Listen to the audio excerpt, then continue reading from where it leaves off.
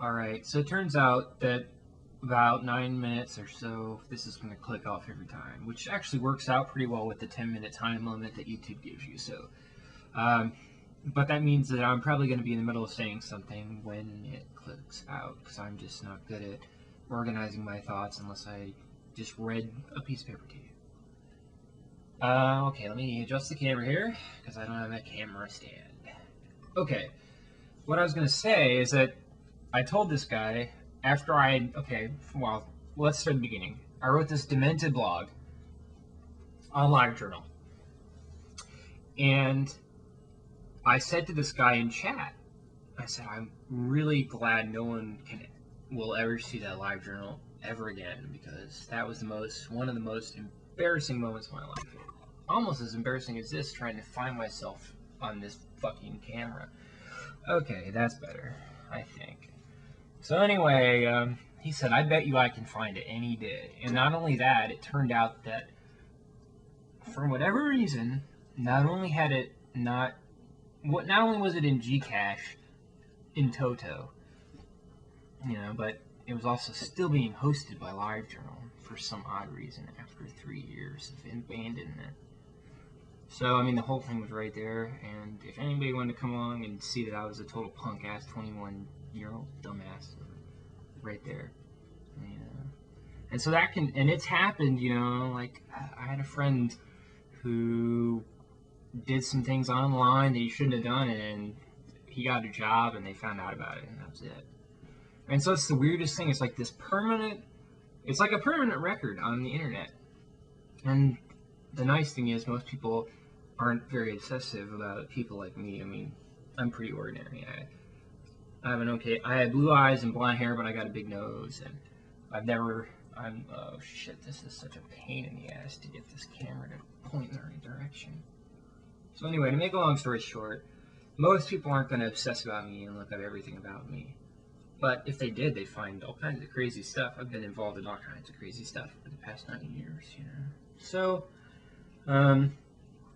it's kind of interesting.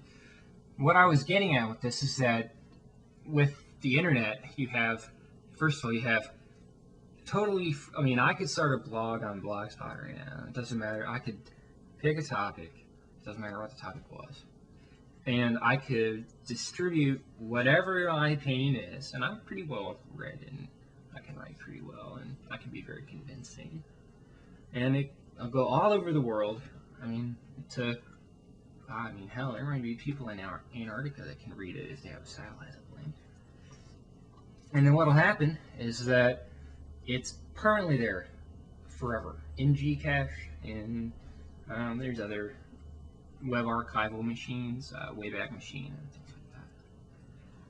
So what you have is a lot of people who think, gee, I can get on the internet, and I can take off my clothes, let's say, and show everybody what I look like. I can think of an example of someone like that from YouTube, and also from DeviantArt, where they've taken these really lurid pictures of themselves and put them on the internet. And then when I grow out of being 16-year-old or 17-year-old and wanting to be a porn star or whatever the hell it is, then that'll just go away. But it doesn't. That's not the way the internet works. It doesn't go away. And so it is just absolutely mind-boggling to think that people can, the internet is insane. That's what it really is.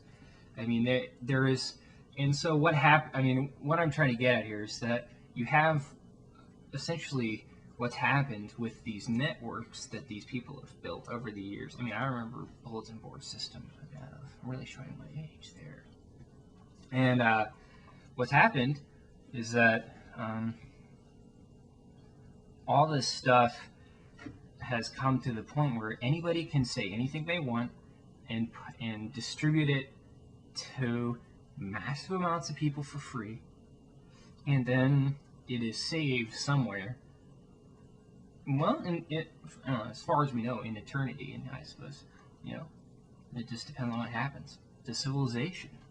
That's how weird that is. What I'm getting at is that is that no one really like knows how to handle the internet. Like, I mean, if you look at what's happening on YouTube, and it took me like 3 or 4 days to really get a sense of like what's going on YouTube.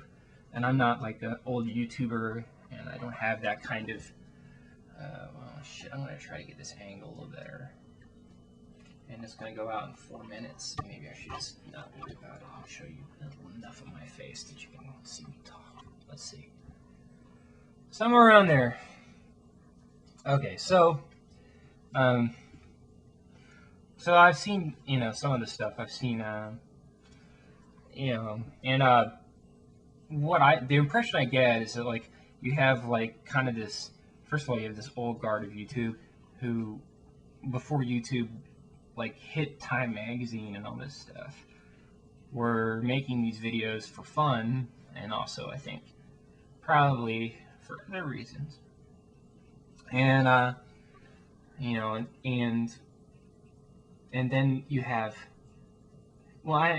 essentially there's only really two forces on YouTube, and the two forces are the people in charge who want to make a lot of money off of YouTube, and the people who want to, I don't know, like the people who want to make a name for themselves on YouTube. And as anybody in entertainment knows, one of the ways to make a name for yourself is to simply be more shocking than the other guy, and then so what it comes down to, I think, is that if you want to be absolutely famous on YouTube, best thing to do is to, 2 girls, 1 cup, essentially. I mean, that's, and you put it up and you make a name for yourself. I know, like, I saw on Rogan.net something about BME. I'm getting somewhere with this. Just wait a second.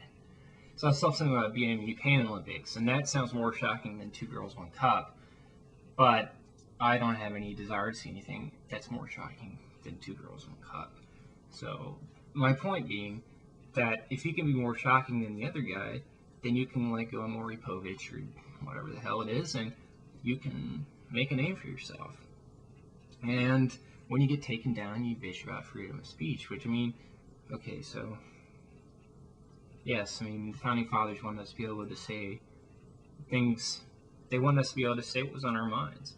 American culture is built on the fact that, like, if I want to say that I think George Bush really isn't a very good president, no one's going to come and, like, take me away. I mean, if you said that about Putin in Russia, certain circles, I'm sure that's what would happen. So I think that's, yes, we should be able to say what we want to say, but is there what are the limits? I mean, and some people think there should be no limits. And you get things like BME Pain Olympics, which, I mean, I guess that's, that's culture.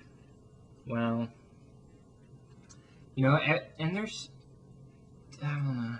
See, I'm about to run out of time. So what I will do is come back, and I think I've kind of explained pretty well, you have the internet anarchy, essentially, and you have a lot of people who think they can benefit from it, when in actuality, it's a market-free system. It's absolutely just everything for free, everything, you can do anything you want for no money down.